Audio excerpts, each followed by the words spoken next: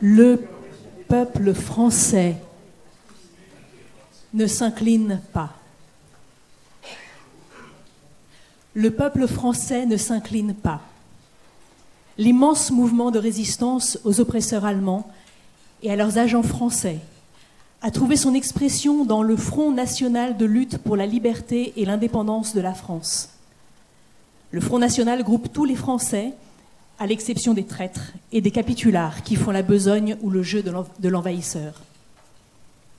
Aux tentatives faites par l'adversaire pour diviser l'opinion française, les patriotes ont répondu par l'union dans le Front national, qui dès maintenant est une force décisive dans le combat pour la libération du pays. Mais le plan hitlérien d'asservissement de la France est aussi un plan d'assassinat de l'intelligence française. Hitler et ses complices rêvent d'assigner à nos lettres, à nos sciences et à nos arts une place de second plan dans une Europe livrée à la barbarie germanique. La grandeur française les offusque, il faut la mettre sous le boisseau. Le régime qui nous est imposé, où toute liberté de pensée et d'expression est supprimée, où seuls ont le droit d'écrire ou de parler ceux qui chantent les louanges de l'ennemi, préfigure ce que serait dans l'ordre nouveau le sort de notre culture. Écrivains français, nous devons jouer notre rôle dans la lutte historique engagée par le Front national. Les lettres françaises sont attaquées. Nous les défendrons.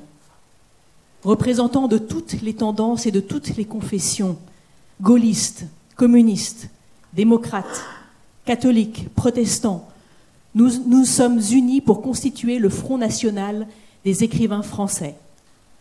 Nous proclamons notre admiration pour la lutte que mènent contre la barbarie les peuples de Grande-Bretagne, d'Union soviétique, des États-Unis et de Chine.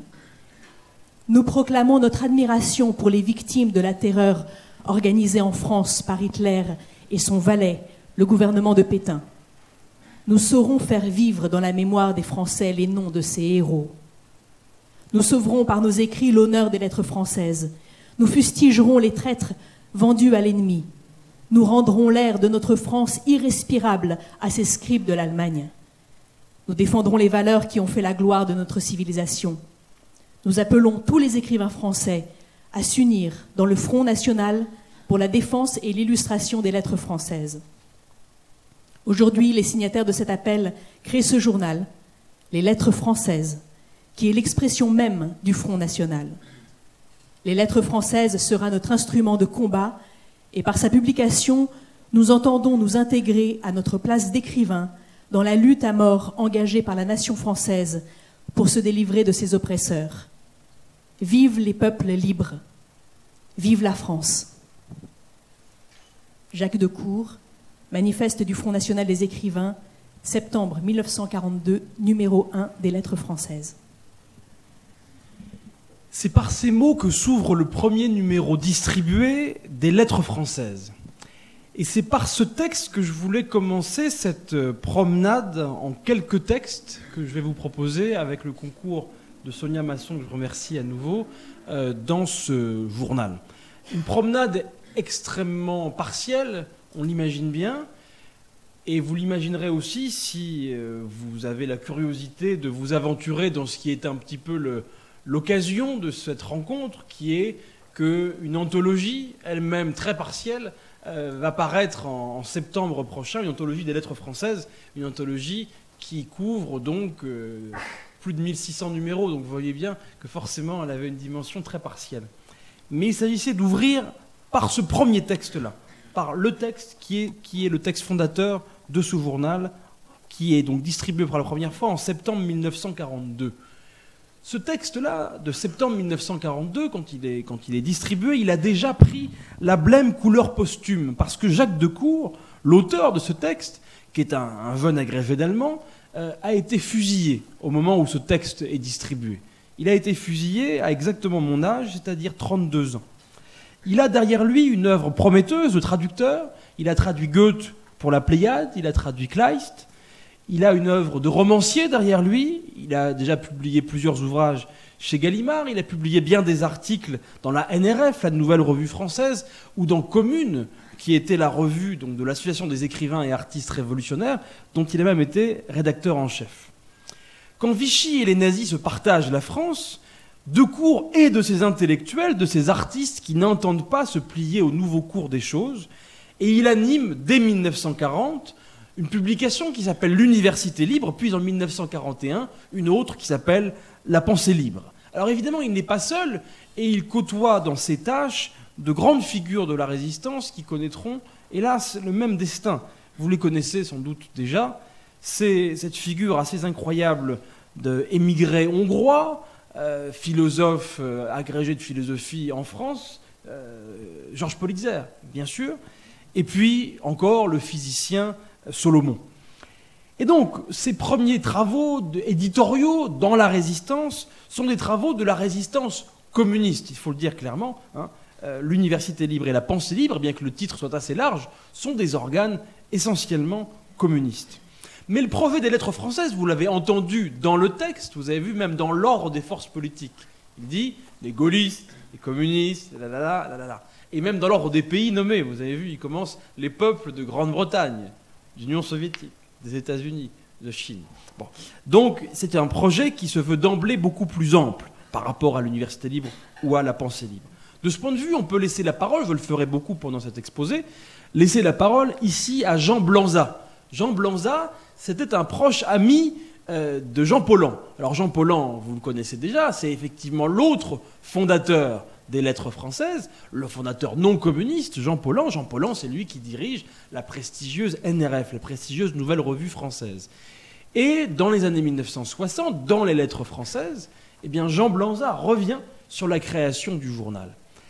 Jean Paulhan, à ce moment-là, lui, n'est pas du tout communiste, il ne le sera jamais, mais il est déjà résistant puisqu'il est actif au sein du réseau résistant du Musée de l'Homme. Alors, je vous lis un court passage de ce que rapporte Jean Blanza sur la création du journal. La première réunion de la première équipe des lettres françaises eut lieu chez moi, rue de Navarre, probablement vers décembre 1941. Nous n'étions pas plus de 7 ou 8, dont 2 cours assis sur un tabouret. Au cours de cette réunion fut élaboré le premier numéro, dont la formule n'allait plus guère changer. Une sorte d'éditorial, des commentaires des événements, des informations, la dénonciation des principales impostures du moment, des ripostes à certains livres provoquants. Et il est vrai que les lettres françaises clandestines, bien qu'elles évoluent de manière assez forte entre les tout premiers numéros, qui sont essentiellement l'œuvre de quelqu'un dont je vais parler dans quelques instants, et les derniers numéros qui sont beaucoup plus étoffés, néanmoins c'est vrai qu'elles conservent la structure que Jean Blanza expose ici. Mais cet organe, le texte de cours y insiste, vous disais-je, ne veut pas être celui de 7 ou 8 intellectuels, qu'ils soient communistes ou qu'ils ne le soient pas. Il veut être l'organe d'un ample mouvement qui s'inscrit d'abord, ça a été indiqué, dans le Front National. Alors évidemment, à vous voir, je vois bien que je n'ai pas besoin de passer très longtemps pour que dans Front National, vous entendiez bien l'écho de Front Populaire.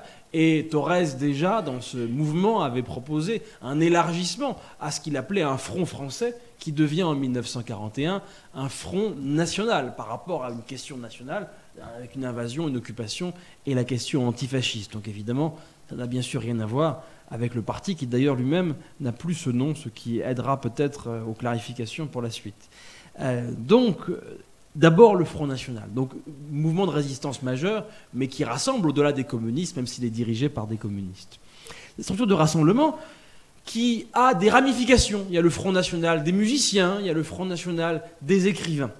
Mais assez vite, ils veulent faire encore plus large. Et là, c'est la patte d'Aragon qui joue.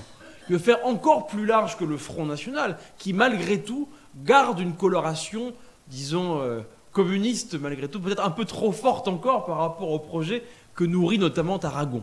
Et donc, on va passer du Front National des écrivains, rattaché à ce mouvement, le Front National, au Comité National des écrivains. Et là, il faut laisser la parole à Elsa Triolet, qui s'en explique dans les préfaces, et de ce texte des préfaces aux œuvres romanesques croisées, cette grande entreprise éditoriale des années 1960. Ce texte est repris dans le même numéro des Lettres françaises, dans lequel Jean Blanza écrit. Alors, je vous laisse avec Elsa Triolet. C'est en 1941, dans l'atelier du sculpteur Lipschitz, où habitait le peintre Édouard Pignon, et où on nous avait cachés pendant notre premier séjour à Paris, que l'idée d'une organisation clandestine d'écrivains est née, avec notre rencontre avec Daniel Casanova, Georges et Marie Politzer. Nous sommes aussitôt allés en parler avec Jean Paulhan, chez lui, rue des Arènes. Il a été d'accord. D'accord pour essayer d'unir tous les écrivains dans leur opposition contre l'occupant.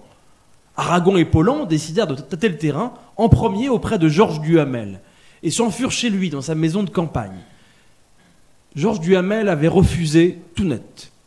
Nous eûmes le lendemain un déjeuner découragé avec Germaine et Jean Paulan, quelque part rue Royale, dans un endroit qui n'existe plus.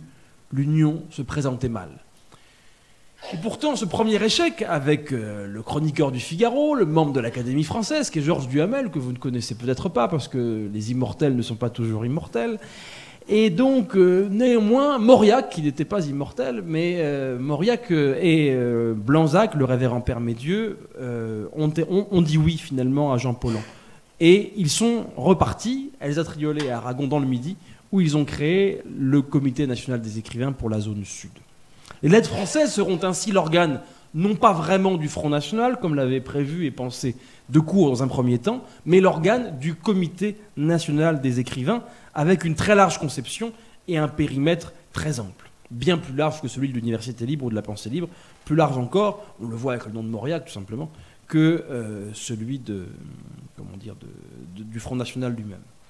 Reste que ce journal, je vous l'ai dit, Jacques Decour ne le verra pas puisqu'il est arrêté en février 1942, interné à la Santé, puis fusillé au Mont-Valérien en mai.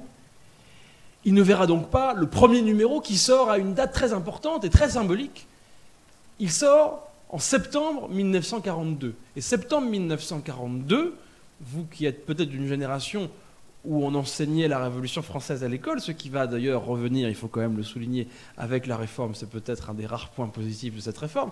Mais donc vous savez qu'en septembre 1792, ces deux événements qui sont très liés en même temps, qui sont d'une part la proclamation de la République française, c'est le 150e anniversaire, en septembre 1942, ça a évidemment du sens quand cette République a été détruite par Pétain, et c'est aussi la grande bataille de Valmy, qui a de manière entremêlée une logique républicaine, une logique révolutionnaire, et aussi une logique nationale par rapport aux monarchies et aux régimes autoritaires européens qui attaquent la Révolution. Donc évidemment, ce sont tous ces symboles qui sont mobilisés par ces acteurs des lettres françaises.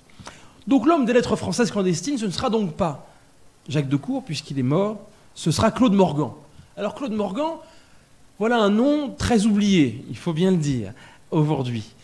Claude Morgan, c'est un profil assez particulier. C'est le fils du secrétaire perpétuel de l'Académie française. Lui aussi peut-être un peu oublié, Georges Lecomte. Et donc lui, il s'appelle Claude Lecomte, mais il se fait appeler Claude Morgan. Alors, il commence sa vie professionnelle comme ingénieur avant de se tourner vers la littérature et publier plusieurs romans, non pas chez Gallimard, parce qu'on le verra souvent, les réseaux d'Aragon et les réseaux des lettres françaises sont souvent des réseaux Gallimard, mais lui, il publie chez Flammarion. Bonhomme en colère, il est même d'un profil assez singulier, même si on en trouve d'autres dans son genre. Il s'engage dans un parti que vous n'imaginez peut-être pas, mais il s'engage d'abord au sein de l'Action française de Charles Maurras, Claude Morgan. C'est le début de son parcours. Avant de se rapprocher à l'époque du Front populaire et de la guerre d'Espagne, mais il y en a d'autres comme ça, avant de se rapprocher au moment du Front populaire et de la guerre d'Espagne, des communistes et en particulier d'Aragon. Impossible de ne pas mentionner à ses côtés une figure féminine qu'on redécouvre ces temps-ci grâce au remarquable travail des éditions Viviane Ami, c'est Édith Thomas. Parce que les lettres françaises, c'est le clandestine, c'est le journal de Claude Morgan et d'Édith Thomas. Alors Édith Thomas, c'est une fille d'ingénieur, une chartiste, elle est plus jeune, elle est de 10 ans, la cadette de Claude Morgan ou d'Aragon. Elle est née, vous voyez, à la fin des années 1909, et elle se tourne très tôt vers l'écriture, dès le milieu des années 30, et elle entre en compagnonnage avec le PCF par le biais d'une de ses grandes figures intellectuelles, Paul Vaillant-Couturier. La guerre achève de la convaincre et elle rejoint le Parti communiste en 1942. Dans les premiers temps, les numéros sont l'œuvre de ces deux auteurs-là, Claude Morgan et Édith Thomas. Évidemment, leur postérité est un peu abîmée pour plusieurs raisons. D'une part, parce qu'ils sont liés à ce journal qui, avec le temps, finira par être associé à un journal communiste, notamment après la guerre froide. Donc, évidemment, ça ne fait pas un CV très séduisant pour Claude Morgan et pour Édith Thomas. Mais comme tous les deux ont quitté le Parti communiste français, ils n'ont pas non plus bénéficié beaucoup d'une postérité entretenue par le Parti communiste, de sorte qu'ils ont un peu tombé dans les oubliettes des deux côtés. Mais je voudrais quand même lire le deuxième éditorial d'Édith Thomas, le deuxième éditorial des Lettres françaises. Le premier étant celui de Jacques Decour, posthume, et le deuxième étant celui d'Édith Thomas. Et pour ma part, je trouve c'est une figure dont je comprends qu'on essaie de la redécouvrir en ce moment. Cet éditorial s'appelle « Crier la vérité ». Est-ce déjà l'automne avec ses esters et ses dahlias et ses feuilles roussies par places sur les hêtres? Est-ce la mélancolie de l'automne sur l'asphalte tiède et les petites voitures des marchandes de 4 saisons pleines de fruits aussi beaux que des fruits de paix et si étonnants d'exister encore? Là-bas, à l'est, des millions et des millions d'hommes dans le choc effroyable des tanks, dans le bruit inhumain qui a dépassé la zone où l'oreille humaine peut encore entendre. Là-bas, des hommes se jettent les uns sur les autres en cet instant. Une cloche sonne ici et là, et plus loin encore se répondent d'un clocher à l'autre. Un pigeon roucoule sur les arbres du jardin. Midi. Qui pourrait parler de la douceur de l'air? Ici, des milliers et des milliers d'hommes sont en prison ou dans les camps. Sais-tu qu'ils ont 2 louches d'eau de vaisselle à boire par jour pour tout breuvage et 200 grammes de pain pour toute nourriture? Et qu'un homme d'1,75 m ne pesait plus que 30 kilos. Il est mort tout à l'heure. Un appareil de TSF joue Péléas et Mélisande. J'ai vu passer un train en tête, un wagon contenait des gendarmes français et des soldats allemands. Puis venaient des wagons à bestiaux, plombés. Des bras maigres d'enfants se cramponnaient aux barreaux. Une main en dehors s'agitait comme une feuille dans la tempête. Quand le train a ralenti, des voix ont crié « Maman !» Et rien n'a répondu que le grincement des essieux. Tu peux dire ensuite que l'art n'a pas de patrie, tu peux dire ensuite que l'artiste peut s'isoler dans sa tour d'ivoire, faire son métier, rien que son métier. Notre métier, pour en être digne, il faut dire la vérité. La vérité est totale ou n'est pas. La vérité, les étoiles sur les poitrines, l'arrachement des enfants aux mères, les hommes qu'on fusille chaque jour, la dégradation méthodique de tout un peuple. La vérité est interdite. La douceur de l'automne, ce n'est pas la vérité. Elle est un mensonge si tu oses en parler en isolant de l'espoir qui te la laisse encore. Pire, elle est un rideau de fumée cachant la vérité, masquant le crime, protégeant le criminel. Elle est complicité. Or, que nous permettons désormais d'exprimer dans nos livres? Les écrivains allemands qui sont chargés de nous faire la leçon nous l'ont dit. Hans Carossa, dans Le secret de la maturité, nous dépeint l'écrivain moderne du national-socialisme, celui que nous devons tous être. Il cultive son jardin, écrit des articles sur les chats et les baguettes de sourcier, redoute et respecte aveuglément les obscures puissances supérieures. Ernst Jünger, il disait dans la Pléiade, comme vous le savez, contrairement à les Atriolets, je referme la parenthèse, Ernst Jünger nous apprend que le Xestobium plumbeum est une bestiole noire voilée d'une poussière métallique et velue. Tout cela dispose de poser la question de l'homme, celle qui depuis les Grecs a toujours été le centre de la littérature. Parlons donc des chats et du Xestobium plumbeum, ou bien évadons-nous vers ces 2 refuges de l'enfance, le rêve et la féerie. Puisque cela nous est permis, comment ne nous déclarerions-nous pas satisfaits? Si nous voulons rester dignes d'une mission qui ne comporte ni infantilisme ni régression, d'une mission qui est prise de conscience du réel, qui est service de l'esprit, alors il n'y a qu'une seule attitude possible, sentir de toutes nos fibres la passion dont vibre la nation, nous intégrer à son combat, briser la dalle du silence sous lesquelles on nous étouffe, et crier la vérité. La crier à faire éclater le tympan et la boîte crânienne du bourreau de notre peuple, des bourreaux de l'esprit, car la vérité qui s'empare des peuples devient volonté et audace, éclair et dynamite, victoire et triomphe. Bon, voyez, Édith Thomas.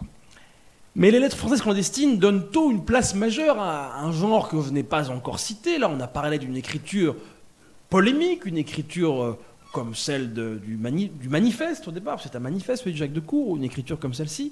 Mais les lettres françaises donnent très tôt une place à la poésie. Poésie qui tient une très grande place dans la Résistance et qui tient une très grande place dans les lettres françaises. Je regarde la montre parce que parfois entre le temps qu'on prévoit et le temps réel, parfois il peut y avoir un écart. Alors, je vais vous lire le début parce que vous le connaissez par cœur.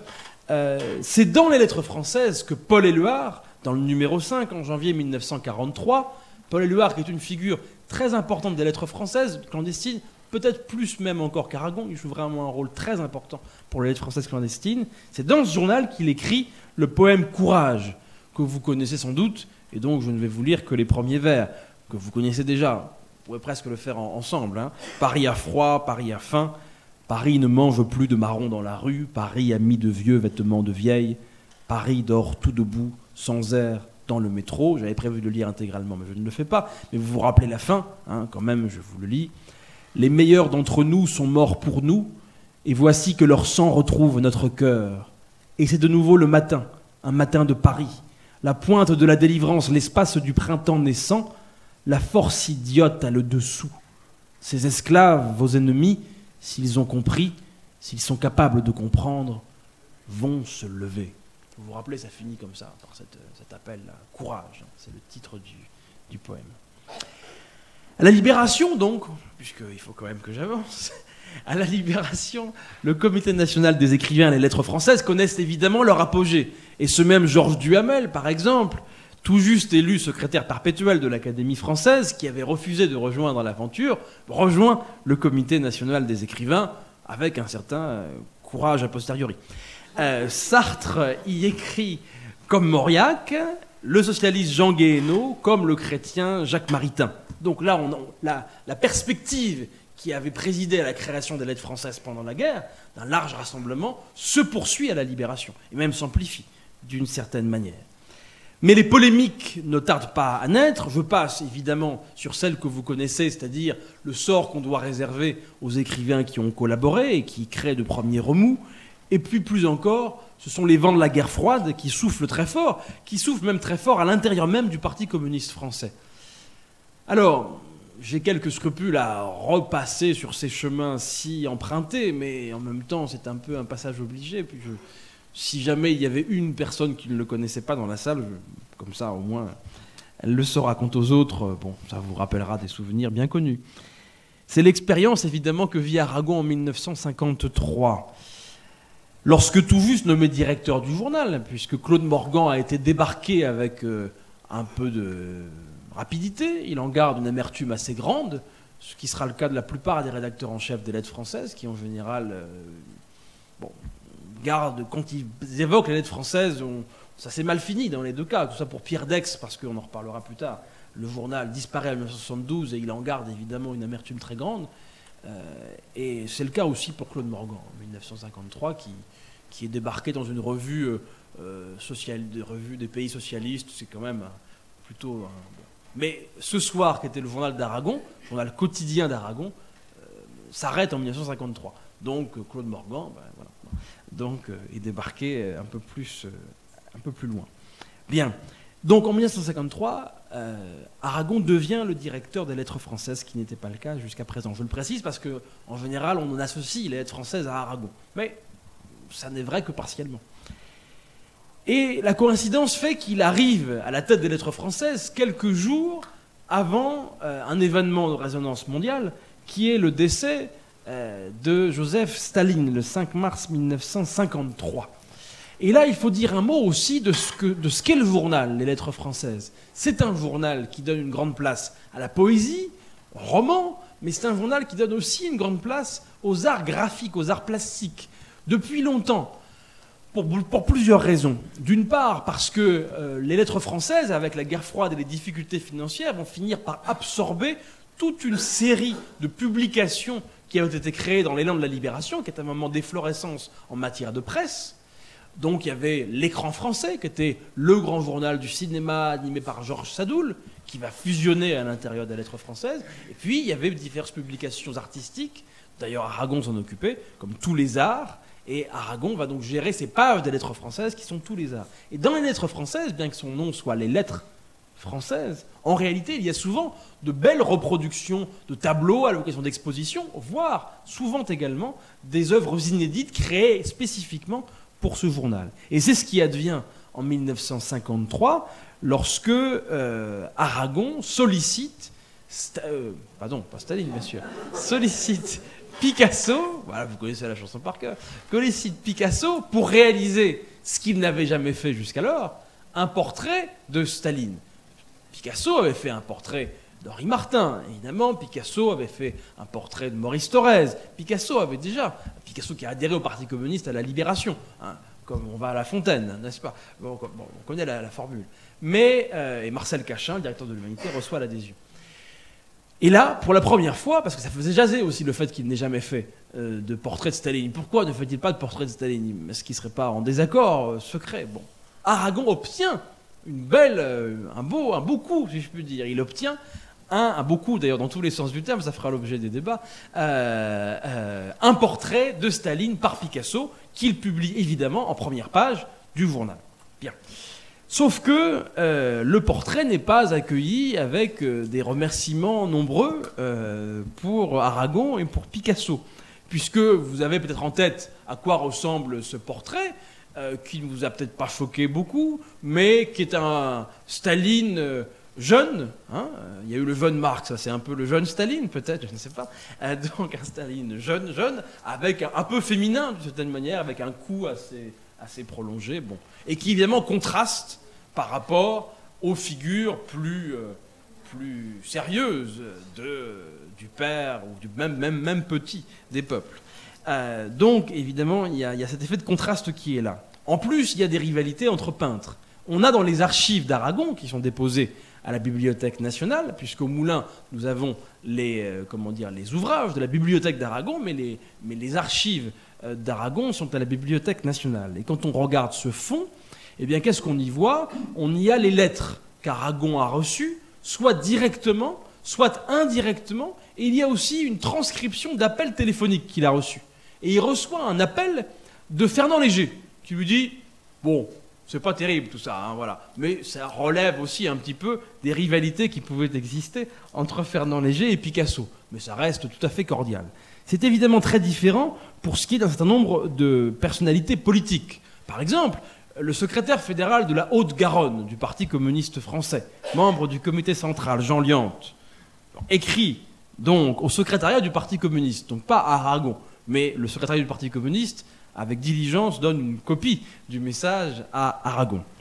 Il dit « Quand nous avons eu le numéro des lettres françaises avec le portrait de Staline par Picasso, un seul cri a jailli de nos poitrines. Quel scandale ! Quel scandale qu'à un moment si grave, le camarade Picasso eût réalisé une œuvre si médiocre. Quel scandale que le camarade Aragon ait pu laisser passer dans le journal ce portrait.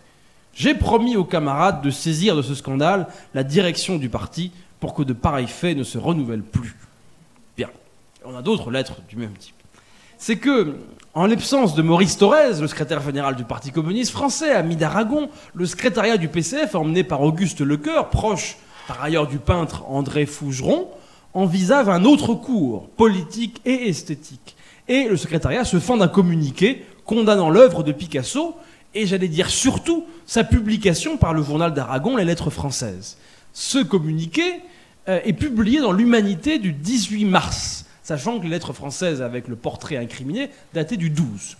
Donc, le 18 mars, on a donc cette condamnation, et la plupart des lettres, il faut bien le reconnaître, adressées au secrétariat, suivent le communiqué du secrétariat. Le cri de Jean Liante avait été retenu quelques jours, visiblement, jusqu'à ce que le secrétariat lui permette de trouver l'énergie et la détermination pour se délivrer de ce cri qui montait spontanément en lui.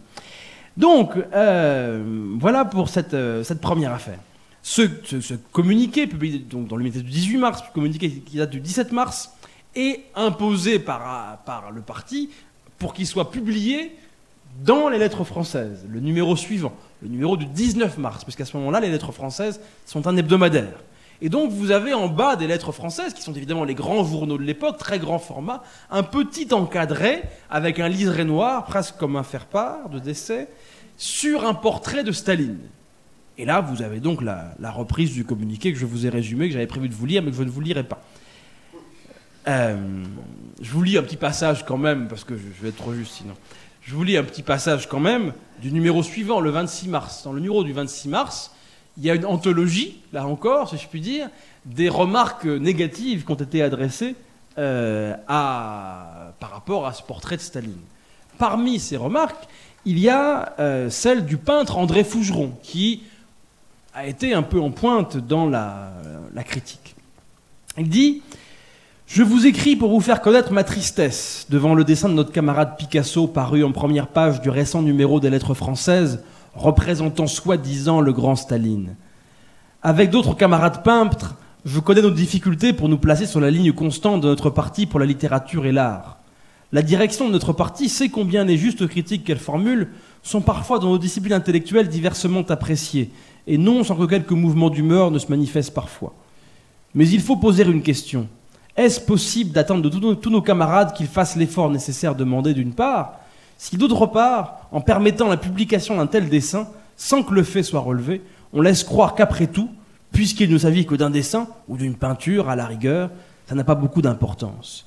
Et comment ne pas voir là, dans un journal dirigé par un membre du comité central, un encouragement tacite à continuer les jeux stériles du formalisme esthétique. Donc on a une attaque en règle qui remonte à des désaccords entre peintres depuis déjà un certain temps et qui a aussi des échos avec des débats qu'on peut trouver dans les pays socialistes.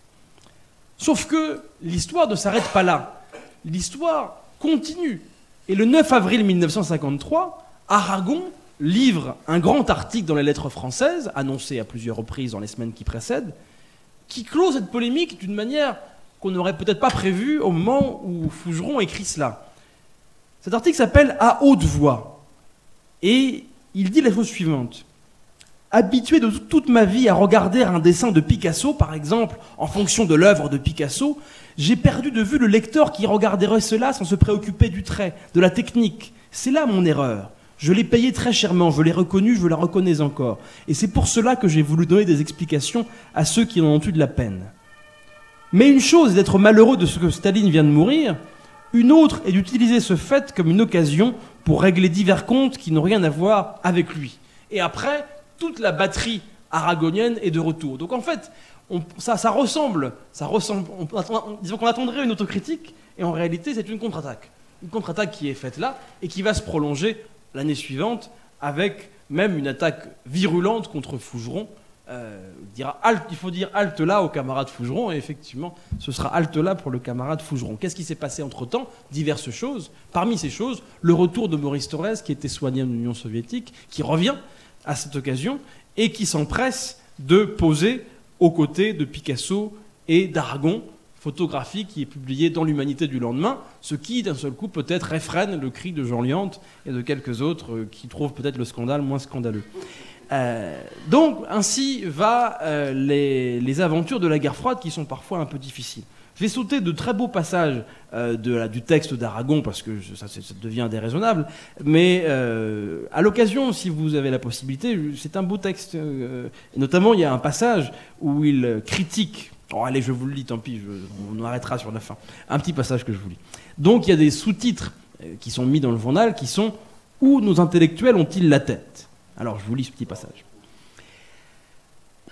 Car si d'un côté anarchisme et individualisme sont les écueils que l'artiste, l'écrivain, le savant, qui veulent partager les luttes et les espoirs de la classe ouvrière doivent à tout prix éviter, de l'autre il leur faut éviter de tomber dans le populisme et l'ouvriérisme, vestiges des monstruosités qui marquèrent l'histoire de cette classe en France. Et ceci ne s'adresse pas qu'aux seuls intellectuels.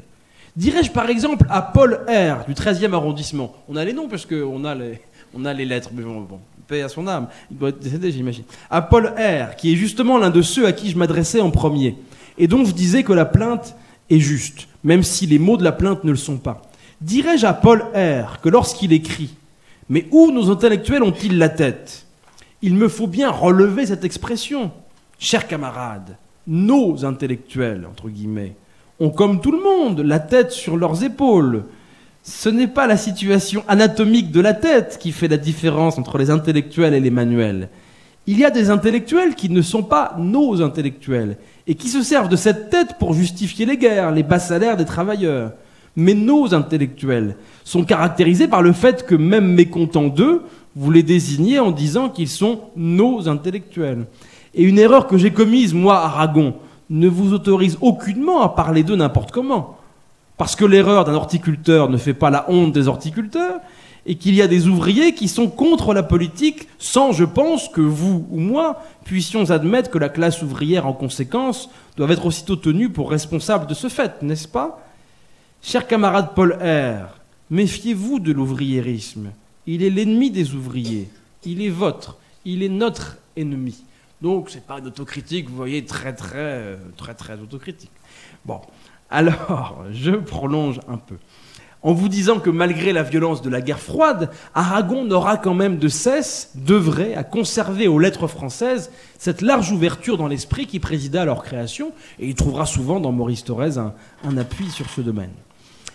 Ainsi, dans le journal Respire les arts, ceux du roman, j'avais voulu vous en lire, mais tant pis, cette fois-ci je recule, avec des textes magnifiques d'Aragon notamment sur les romans. Il y en a un très superbe sur Solaire, ce que je voulais vous lire, qui s'appelle en 1958, mais bon, tant pis. Avec de riches lectures de Zola aussi, de Romain Rolland, du roman contemporain, du roman d'ici, du roman d'ailleurs aussi. Il y a une très grande place est faite aux auteurs de langue française, mais qui n'habitent pas les 555 000 km² de la France métropolitaine, comme on dit. Donc c'est le cas de Katabiassine, c'est le cas d'Aimé Césaire, c'est le cas de Sangor. Vous avez vraiment...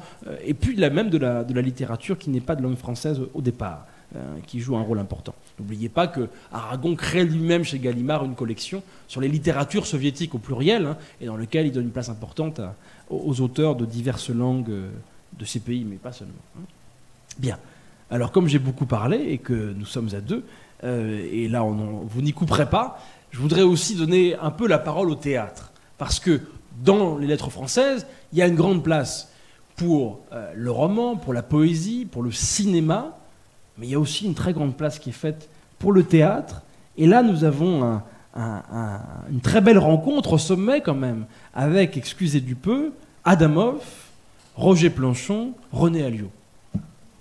Alors, excusez-moi, le texte est long, je vous encourage à aller le lire. J'ai dû faire des coupures et j'ai renoncé au personnage de René Alliot, donc vous n'entendrez que Planchon et Adamov. Et le titre, c'est « Où en sommes-nous avec Brecht ?» 3 août 1961. Planchon. Quand on regarde l'évolution des gens assez éloignés de nous et leur réaction par rapport aux premières représentations du Berliner Ensemble, c'est énorme. Certains critiques partaient à l'entracte. Des metteurs en scène déclaraient que tous les décors étaient gris, qu'il n'y avait pas de couleur. Les gens disaient « c'est épais parce que germanique » ou « c'est de l'avant-garde 1925 ». L'avant-garde 1925, nous avons dépassé tout ça. Adamov. Nous étions quelques-uns, dont plusieurs collaborateurs de théâtre populaire, à crier très fort que c'était absolument extraordinaire. Et à le crier vraiment dans le désert. 1, parce que Brecht était communiste. 2, parce que Brecht était allemand. 3, parce qu'il était à la fois communiste et allemand, ce qui est beaucoup pour un seul homme. Planchon. Les sentiments que j'ai eus, moi, quand j'ai vu les représentations du Berliner Ensemble, ça a été presque du désespoir. J'ai eu l'impression qu'on était trop en retard par rapport à ce qui était réalisé sur le plan scénique et sur le plan de la dramaturgie. Et que même si on travaillait 20 ans, on n'arriverait pas à ce stade de conscience et de rigueur esthétique et idéologique. Ce qui me frappe le plus dans ces pièces me paraît être l'aspect moralité. La psychologie de ces personnages est présentée sous forme d'une moralité, l'équivalent du théâtre du Moyen-Âge ou du théâtre chinois. Les psychologies individuelles en sont absentes. Adamov. Vous voulez dire que dans toute pièce de Brecht, il y a à la base un Lehrstück. Cela est plus ou moins vrai. Mère Courage est en fin de compte un Lehrstück. Il n'en reste pas moins que la mère Courage, Yvette, le cuisinier, ont une existence individuelle. Cette mère Courage n'est pas la pièce de Brecht que je préfère, mais pour moi, elle est quand même une immense réussite.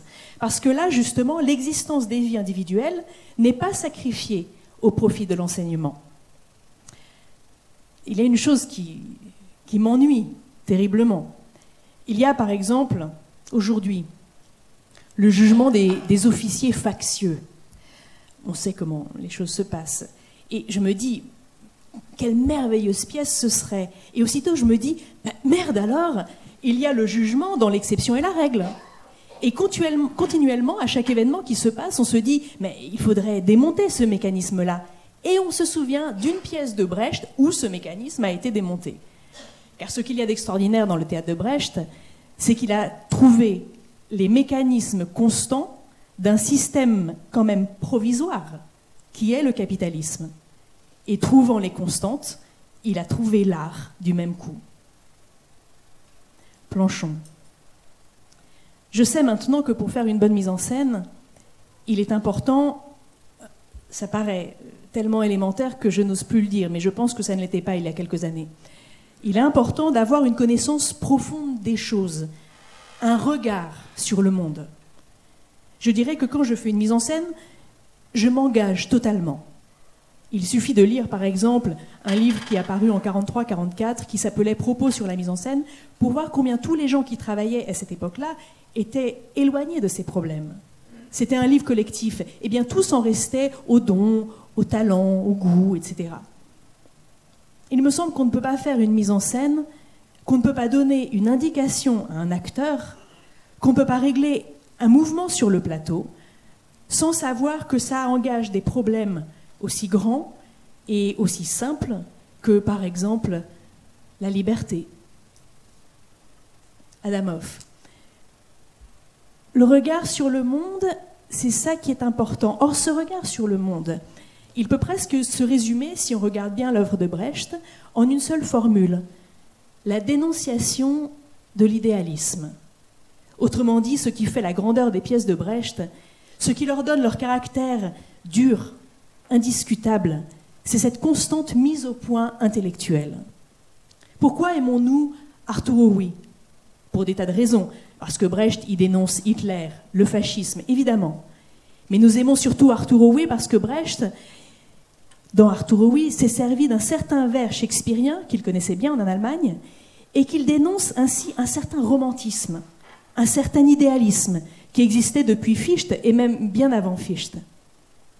Planchon. C'est l'aspect critique et dénonciation qui, personnellement, m'atteint le plus dans l'œuvre de Brecht. Et d'ailleurs, les hommes de théâtre, les romanciers, les philosophes que j'aime, ce sont toujours ceux qui ont fait une œuvre critique. Adamov. Vous voyez, quand je disais une dénonciation de l'idéalisme, cela me paraît plus important encore qu'une dénonciation du capitalisme, parce que dans une dénonciation de l'idéalisme est contenue la dénonciation du capitalisme. Cela dans la mesure, et la mesure, hélas, est grande, où le capitalisme ose se servir de l'idéalisme.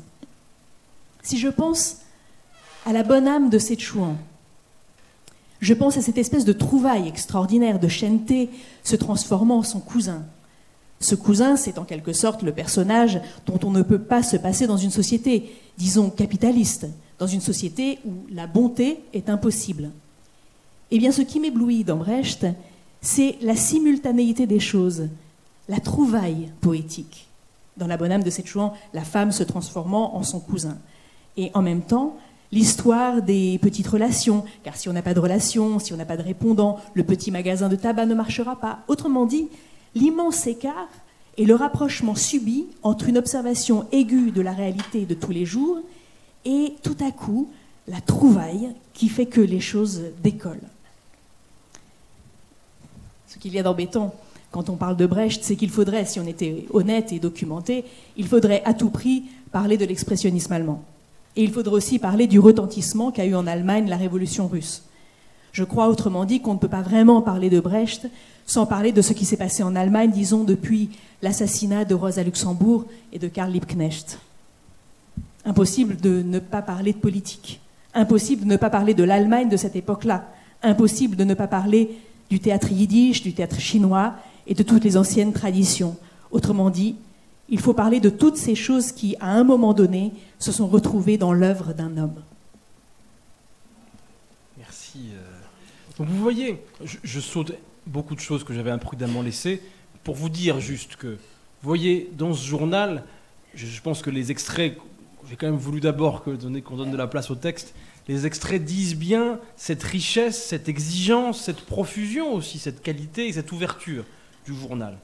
Donc, vous pourriez avoir des conclusions un petit peu rapides sur la sociologie du lectorat, parce que quand on reproduit ce genre de texte aujourd'hui, on imagine peut-être une sociologie du lectorat pour le présent.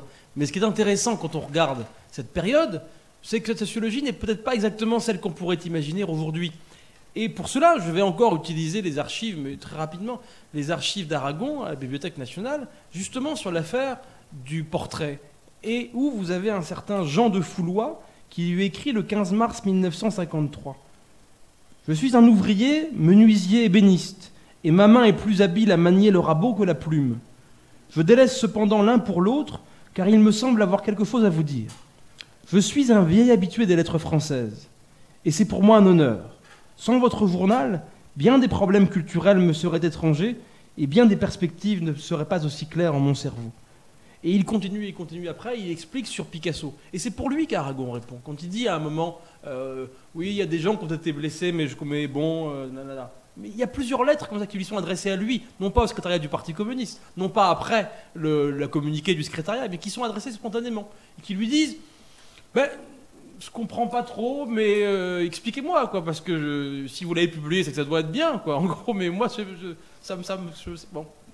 Il y a plusieurs lettres comme ça qui sont assez touchantes, mais peu importe par rapport au portrait, ce que je voulais simplement dire là, c'est que ce qui est assez extraordinaire dans cette aventure des lettres françaises, cet hebdomadaire qui donc arrive toutes les semaines depuis 1944 jusqu'à 1972, c'est qu'il touche avec des sujets aussi, vous voyez, pointus, aussi vifs, aussi exigeants que ceux que Sonia Masson vient de lire. Il touche un public très large. C'est évidemment quand même quelque chose à noter par les temps qui courent quand même, me semble-t-il.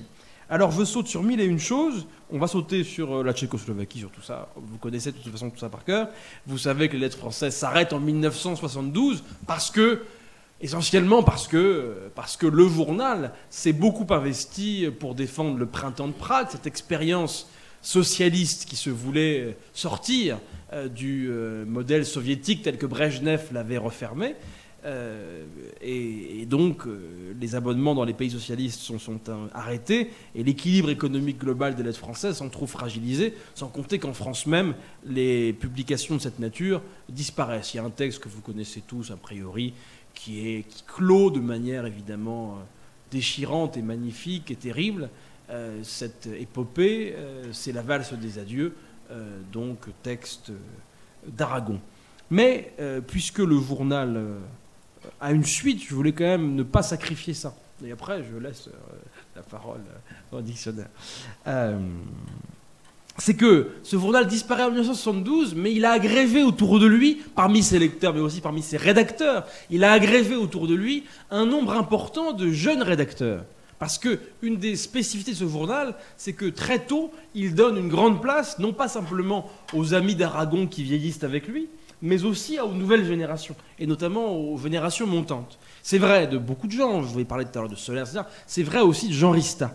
Et en 1973, Jean Rista donc, va lancer une collection qui s'appelle Digraphe chez Fayard, et en 1974, il va lancer une revue. Alors évidemment, ça n'a pas du tout la même ampleur d'un point de vue de la diffusion, puisque là on parle d'une revue, vous voyez, les lettres françaises étaient vendues en kiosque, c'est pas la même chose. Donc cette revue, mais vous voyez, quand on regarde les dates, il y a presque un effet de suite, quoi. C'est-à-dire que Digraphe apparaît quand les lettres françaises s'arrêtent. Donc il y a un effet de relais amoindri, mais relais tout de même.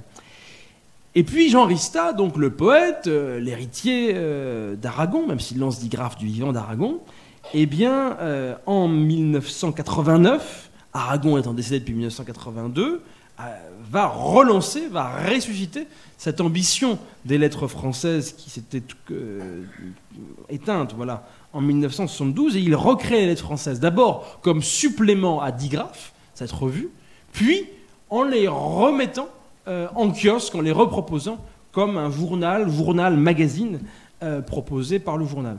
Là, j'aurais pas le temps, par contre, de vous lire ce que j'avais prévu, qui est un des textes qu'on a repris dans l'anthologie, un texte que je trouve absolument magnifique, qui est un texte de Jacques Derrida, Derrida qui est un ami de Rista, puisque Rista a une formation en philosophie, et Derrida est par ailleurs un ami, parce que ça ne suffit pas d'avoir une formation en philosophie pour être l'ami de Derrida, bon, voilà.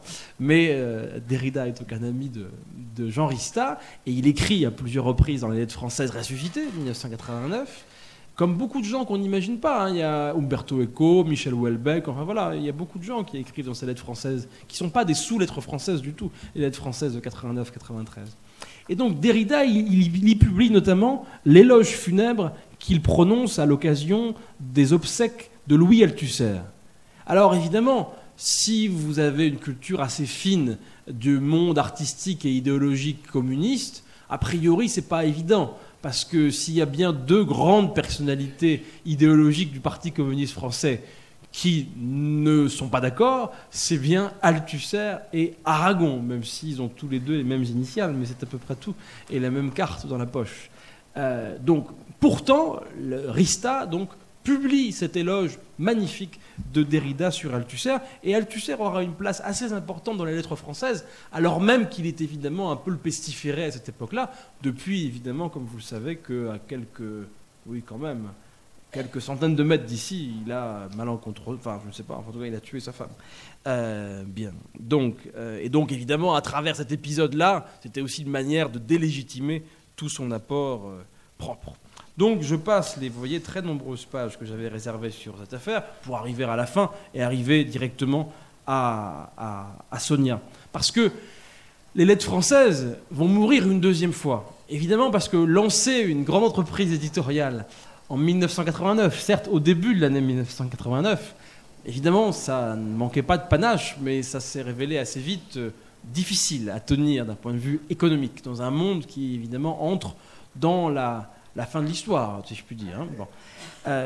Mais les lettres françaises ne sont sans doute pas une opération qui puisse disparaître pleinement, et je voulais, tout en rappelant que les lettres françaises existent à nouveau aujourd'hui, qu'elles sont d'ailleurs rééditées, vendues à nouveau de manière indépendante, que d'ailleurs dans la salle j'aperçois les éditions Helvétius, sur lesquelles Althusser avait écrit de fort belles pages d'ailleurs, donc qui édite les lettres françaises actuelles. Les lettres françaises, je voulais terminer cette conférence un peu raccourcie par un texte qui, à mon avis, dit bien le caractère difficilement mortel de cette superbe entreprise qui s'appelle les lettres françaises. Ce texte est un texte de Jean Rista et il s'appelle « Comment renaît un journal et pourquoi ?» Voici le premier numéro du journal des lettres françaises, dont il n'échappera à personne que le titre en rappelle un autre, prestigieux, qui cessa de paraître en 1972. Je ne peux pas parler à la place d'Aragon, qui d'ailleurs y songerait. Les temps ont changé. Certes, il y a toujours les gens bruyants et les bavards, ceux qui claironnent, et les autres. Mais la confusion est grande dans les idées, et la pensée est menacée. Jamais peut-être la liberté du créateur n'a été aussi radicalement remise en question, par le pouvoir des grands médias qui ne laissent à l'artiste que le choix impossible entre s'isoler dans une solitude orgueilleuse et douloureuse ou de concession en consensus, se trahir pour être reconnu et renoncer à créer au bout du compte, par le pouvoir de l'argent aussi et surtout. La disparition des lettres françaises fut une tragédie pour les écrivains, les artistes et les intellectuels, à divers titres. Ne serait-ce que par l'extraordinaire liberté de ton qui régnait alors dans le journal et la place, l'attention accordée à la création, à la jeunesse, à l'audace de la recherche. On a beaucoup glosé à l'époque sur les raisons politiques de la mise à mort des lettres. Remarquons cependant qu'au fil des années, tous les grands magazines littéraires, culturels, cesseront à leur tour de paraître. Le Figaro littéraire, Art, les nouvelles littéraires. Raison politique ? Sans doute, parce que commençait le règne sans partage de l'argent, de l'art comme marchandise et placement boursier. Ainsi, la fin des lettres françaises marquait-elle le changement du rapport de la société à ses artistes. Les comptes furent réglés. Aujourd'hui, en 1989, le vide occupe le pouvoir.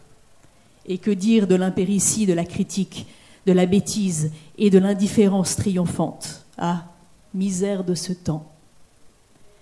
Je n'ai cessé de rêver à la reparution des lettres françaises, à la création d'un journal culturel à la mesure des ambitions de ceux qui, nombreux encore, veulent un art nouveau, pour une société nouvelle. Les lettres françaises paraîtront donc chaque trimestre dans 10 graphes sur 12 pages.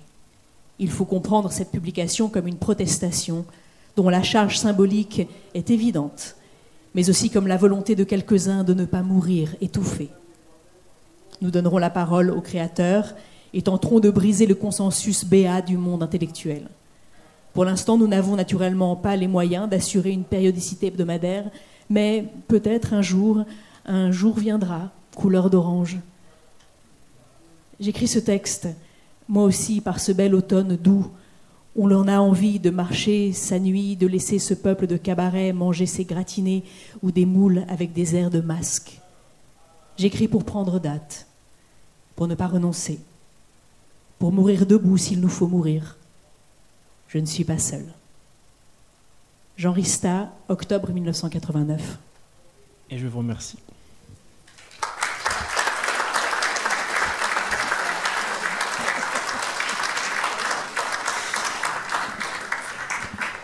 Alors, je vous propose simplement, comme l'origine de cette conférence portait sur une anthologie qui va apparaître enfin en septembre après bien des mésaventures.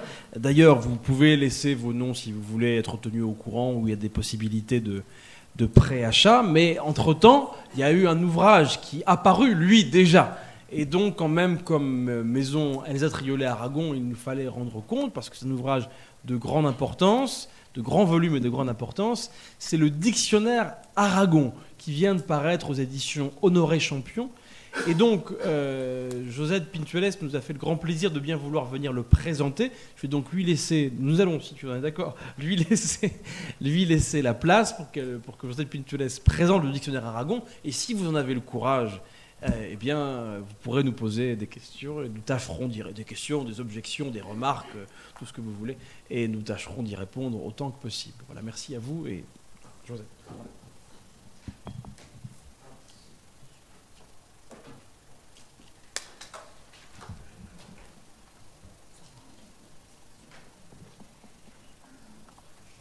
Bien. Je remercie bien évidemment Guillaume Robocachi de m'avoir laissé la parole et je remercie la maison Elsa Triolet Aragon d'avoir organisé cette rencontre et de me donner l'occasion de présenter effectivement cet ouvrage collectif qui est paru donc aux éditions Champion. Alors, d'accord, très bien. Excusez-moi, je ne maîtrise pas bien l'art du micro. Alors, donc cet ouvrage a été co-dirigé donc, par Nathalie Piéguet et moi-même, avec la collaboration de Fernand Salzman. Ceux-ci n'ont pas pu venir aujourd'hui le présenter car ils sont retenus à Genève par le début d'une école d'été à l'Université de Genève. J'ai appris que ça existait, une école d'été à l'université. L'ouvrage a réuni 62 contributeurs d'horizons divers, des chercheurs spécialistes d'Aragon, notamment de l'ERITA, l'équipe de recherche interdisciplinaire sur Elsa Triolet à Aragon, et de l'ITEM, mais aussi d'autres chercheurs de spécialités différentes. Je parlerai un peu du projet, puis je préciserai l'ambition de dresser un état du savoir sur Aragon, et puis je terminerai par ce qui me paraît assez nouveau. Donc le projet, précisons d'abord que ce dictionnaire n'est pas un dictionnaire amoureux, mais un ouvrage savant qui s'adresse à des étudiants, aux chercheurs et aux férus d'Aragon, mais qu'il est aussi accessible, en tout cas nous l'espérons, aux curieux et aux non-spécialistes. Au départ, il y a le constat que l'existence d'un dictionnaire sur un auteur, outre qu'elle s'avère utile à la transmission de l'œuvre, est de nos jours une forme de consécration nécessaire après l'édition des œuvres complètes, et plus précisément les œuvres complètes en Pléiade. Commencé, l'œuvre d'Aragon a accédé assez tardivement, la Pléiade, 2007 pour la poésie sous la direction d'Olivier Barbaran, et en 2012 pour le 5e et dernier volume des œuvres romanesques sous la direction de Daniel Bougnou. Et l'intégralité de l'œuvre n'est pas encore disponible. Les chroniques sont incomplètes chez Stock. Il reste à éditer les essais, des discours, les préfaces, les nombreux articles. Il faut donc évidemment saluer l'anthologie des lettres françaises dont on vient d'avoir une belle présentation, même si on n'y trouvera pas tout Aragon. et les articles d'Aragon qui ont été publiés, enfin qui viennent de la chronique Un jour du monde dans Ce soir, jusqu'en 1939, et qui ont été assemblés récemment dans les annales de la Société des Amis d'Aragon. Et il reste aussi la majorité de la correspondance, après les lettres à Denise et les lettres à André Breton jusqu'en 1931, qui ont été rassemblées et commentées par Lionel Follet, et quelques correspondances qui sont dispersées dans des revues. Donc il reste encore beaucoup à publier et à découvrir. Aragon souffre encore, y compris parmi les chercheurs en littérature, les professeurs et ce qu'on appelle les intellectuels, d'un mépris qui n'avoue pas toujours ses raisons politiques. Il est encore souvent caricaturé par certains journalistes. L'homme et l'œuvre sont tellement mêlés à l'histoire tourmentée du XXe siècle et à ses combats qu'il est difficile de le dissocier de ce qui est pour certains ce qu'on appelle un passé qui ne passe pas, pour reprendre une formule d'historien célèbre. Et il est difficile de la regarder dans une objectivité qui pourtant est nécessaire. Ce dictionnaire se trouve désormais donc publié chez Champion, qui est un éditeur de référence pour la littérature et pour la critique littéraire, juste après Apollinaire, ce qui n'aurait pas déplu à Aragon, je pense, et Mauriac, mais aussi après Audiberti, Giraudoux, Yourcenar. Et chez un éditeur qui est concurrent, on trouvera Malraux, Breton, Char, Colette, Gide, c'est au Classique Garnier.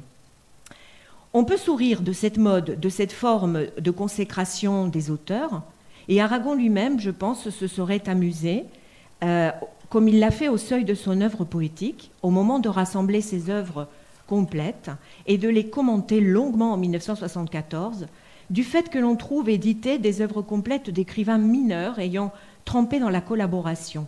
Il écrit ainsi dans Écrit au seuil, donc le premier volume de l'œuvre poétique, mais dans les prairies artificielles de l'écriture. Il en va comme dans ce temps des rétrospectives où nous vivons, survivons, dirais-je pour ma part. Il se joue une course à la valeur qui assied sur les mêmes petites chaises les culs les plus différents d'ampleur. Alors on peut sourire, mais ce dictionnaire n'en a pas moins, je pense, un rôle important à jouer dans la transmission de l'œuvre.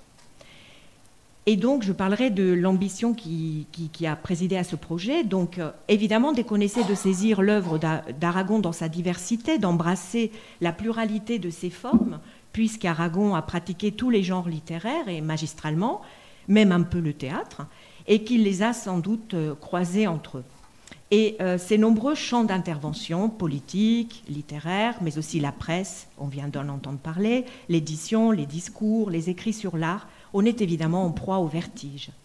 Vertige qui saisit tous ceux qui cherchent à comprendre les enjeux politiques, les luttes et les violences du XXe siècle. Or, il est nécessaire de tenir compte de cette histoire et des circonstances dans lesquelles il a écrit et publié. Lui-même a souvent mis en garde les lecteurs qui oublieraient de dater ses écrits. Et ce vertige peut justement être un obstacle de nos jours pour aborder l'œuvre, et on pense notamment aux plus jeunes. Ce dictionnaire veut donc proposer un état du savoir, savoir littéraire, savoir historique, sociologique, de critique esthétique. Il veut à la fois faire le point et ouvrir de nouvelles pistes. Il ambitionne de mettre à la portée des chercheurs et des curieux des synthèses de ce qui se trouve dispersé dans des revues, dans des actes de colloques ou des thèses, qu'elles soient publiées ou non. On y trouve bien sûr des entrées dans les différents ouvrages d'Aragon.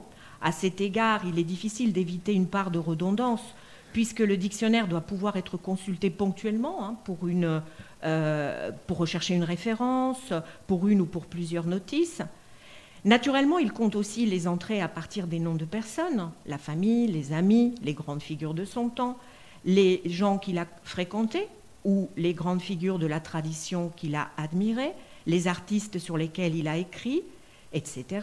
Et là, on commence à mesurer l'impossibilité de l'exhaustivité.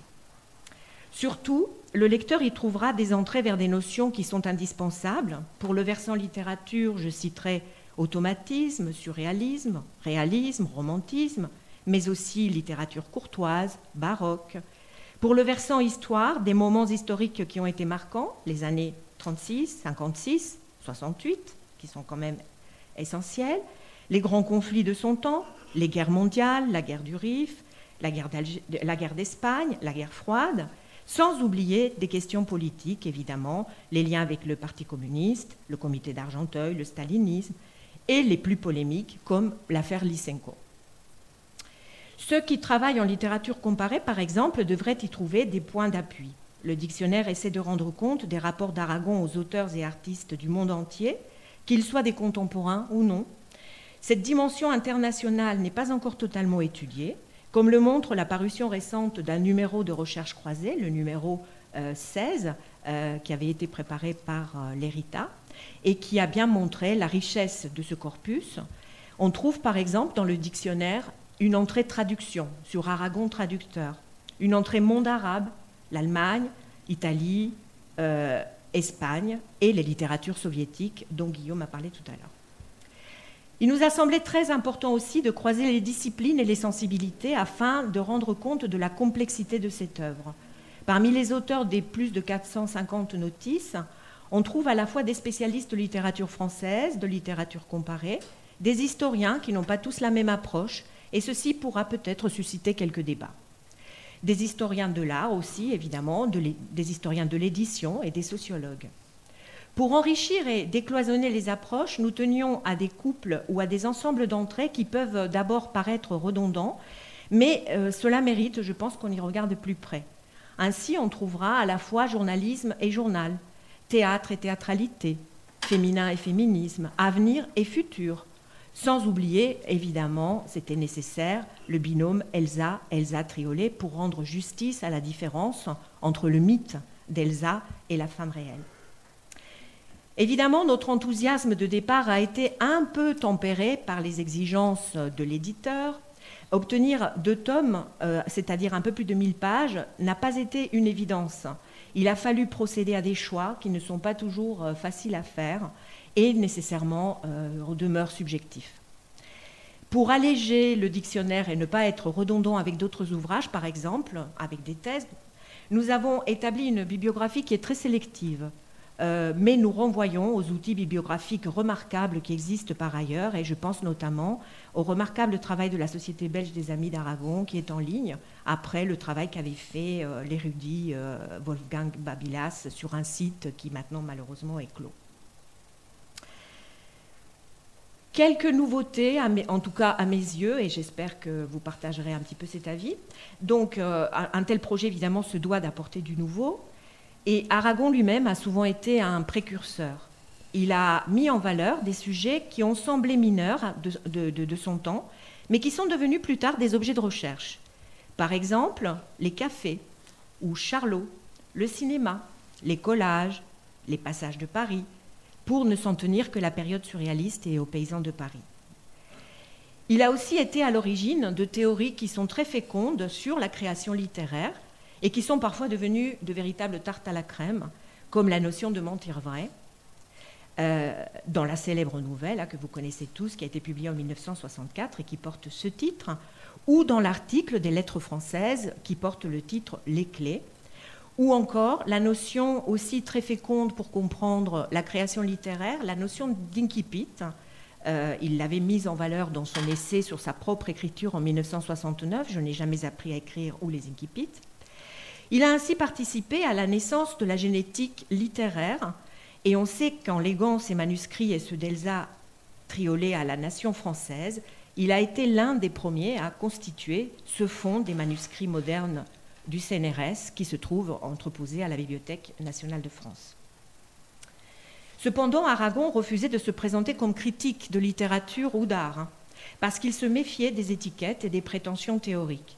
Mais il a participé en pratique à tous les débats esthétiques du XXe siècle, ceux du début du siècle, bien sûr, avec Dada, le surréalisme, puis le réalisme, qu'il soit socialiste ou non, puis ceux des années 60. Et c'est pourquoi le dictionnaire propose des entrées comme linguistique, formaliste russe, intertextualité, on reconnaît là quelques retours des années 60, par exemple, ou encore les notices telles quelles ou nouveaux romans.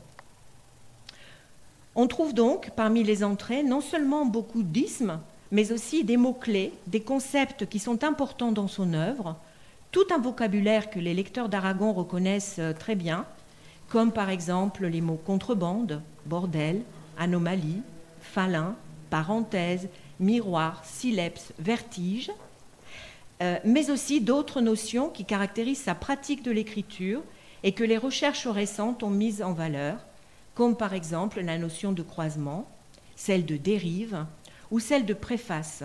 Aragon a en effet été un merveilleux préfacier de lui-même d'abord et aussi d'autrui. On peut évidemment aborder les liens d'Aragon avec la presse, qui sont très riches. On en a eu un aperçu avec les lettres françaises. Et là aussi, évidemment, on est saisi de vertige quand on voit le nombre de périodiques auxquels Aragon a participé, soit en tant que rédacteur, en tant que journaliste, ou en tant que fondateur de journal ou directeur. Depuis les périodiques de l'époque surréaliste, on peut citer évidemment Littérature, SIC, le surréalisme au service de la Révolution, puis des journaux culturels ou d'information générale, parmi les plus importants, évidemment, l'Humanité, Commune, Europe, Ce Soir, Regard, La Nouvelle Critique, en passant par des journaux combattants clandestins de la Résistance. Je ne citerai par exemple que Les Étoiles. Mais on peut aussi aborder la presse par les formats et par les genres, comme par exemple le fait divers, et la notion de chronique, par exemple, qui avait la préférence d'Aragon. Donc on trouvera pas mal d'entrées sur les chroniques qu'il a pratiquées dans les différents périodiques et sur la notion même de chronique. Le dictionnaire accorde aussi une grande place au domaine de l'édition, parce que là aussi c'est un domaine moins connu, mais Aragon était aussi éditeur.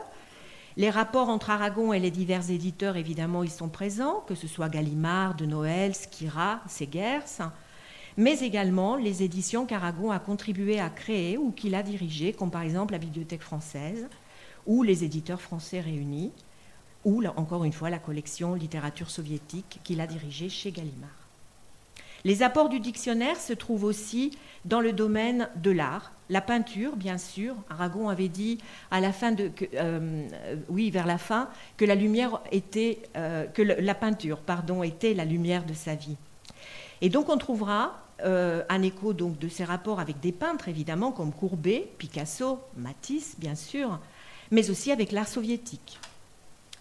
Et moins connu du grand public, on trouve aussi des articles sur le cinéma. Donc j'ai cité tout à l'heure Charlot, on aura Musidora, Fantomas, Deluc et sa revue Le Film, mais aussi un article sur Georges Sadoul et un sur Jean-Luc Godard. Je n'en cite évidemment que quelques-uns. Enfin, ce dictionnaire aborde les rapports d'Aragon à la musique et à ses formes aussi bien populaires que savantes. On s'attend évidemment à ce qu'il parle de la chanson, tant les rapports d'Aragon avec la chanson sont connus et populaires, et qu'il parle de certains interprètes comme Ferret et Ferrat, mais on sera peut-être aussi surpris par des apports, par des entrées qui apportent vraiment du nouveau sur le jazz, par exemple, ou sur Francis Poulenc. Mais bon, je ne vais pas vous infliger une lecture des plus de 450 entrées du dictionnaire. Je ne compte pas rivaliser dans cette soirée avec le jeune Aragon qui, dans son époque dada, avait lu le bottin devant l'église de Saint-Julien-le-Pauvre, encore que j'ai été tentée. On va terminer en disant que nous espérons évidemment que chacun pourra circuler dans ce dictionnaire avec plaisir, parce que c'est quand même aussi ça qui est important, et qu'on y circulera avec le même plaisir que dans l'œuvre d'Aragon, qu'on pourra y flâner un peu comme le paysan de Paris dans les passages, qu'on pourra se laisser surprendre ou non par la diversité, par le coq à l'âne que permet l'ordre ou le désordre alphabétique. Aragon surréaliste n'aurait certainement pas renié le hasard qui fait voisiner, par exemple, amour et anarchie, ou bordel et bourgeoisie, ou le libertinage et la linguistique. Et à ce propos, je voudrais terminer par un sujet d'étonnement. Il se trouve que la première notice, par ordre alphabétique donc, porte sur acteur. Or, dans son œuvre poétique, en 1974, Aragon avait commencé par un poème de jeunesse qui s'appelle « Charlot sentimental ». Et ce poème était suivi d'un article qu'il avait rédigé sur les mamelles de Tirésias, la pièce d'Apollinaire, article qui s'appelle « Le 24 juin 1917 ». Et comme quoi, le dictionnaire reste fidèle à l'œuvre d'Aragon, même dans le désordre alphabétique. Voilà. J'espère que vous apprécierez ce dictionnaire. Voilà. Merci.